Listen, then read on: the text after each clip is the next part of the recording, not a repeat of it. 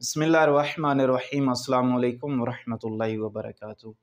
अज़ीज़ान मोहतरम, जैसा कि आपको मालूम है कि हमारे लेक्चर वज़ू के मुतालिक चल रहे हैं और आज हम बयान करने लगे हैं कि वो ऐसे कौन से काम हैं जिनके करने से इंसान का वज़ू बातिल हो जाता है, दोबारा वज़ू करना पड़ता है।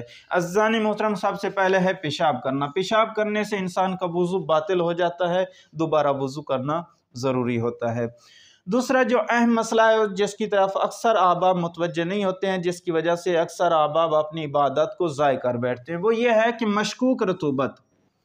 एक शख्स है अपने बदन में मशकूक रतूबत महसूस करता है जो इंसान से पेशाब के बाद और इस्तिब्रा से पहले निकलती है।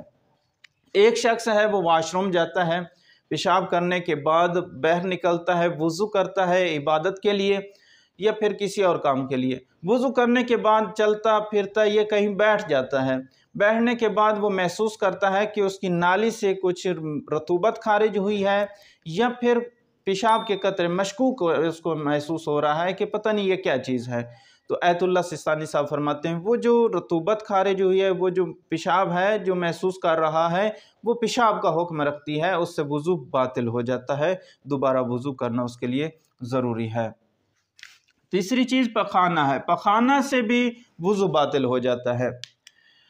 हवा का खारिज होना, हवा यानी आंतों से या मैदे से जो हवा खारिज होती है री की सूरत में जिसे कहते हैं, उससे भी वज़ू बातिल हो जाता है।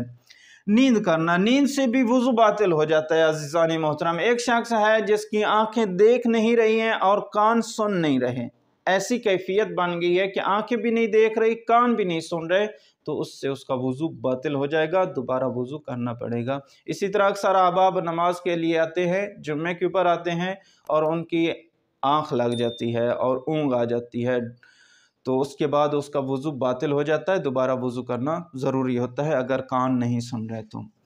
ऐसी हालत जिनमें अक्ल ज़ायल हो जाती है, वज़ू करने के बाद कुछ ऐसी चीज़ें खा लेना जिसके बाद अक्ल ज़ायल हो जाए, बेहोशी हो जाए या फिर कोई ऐसा काम कर लेना जिसकी वजह से अक्ल ज़ायल हो जाए, तो उससे भी उसका वज़ू बातिल हो जाता है।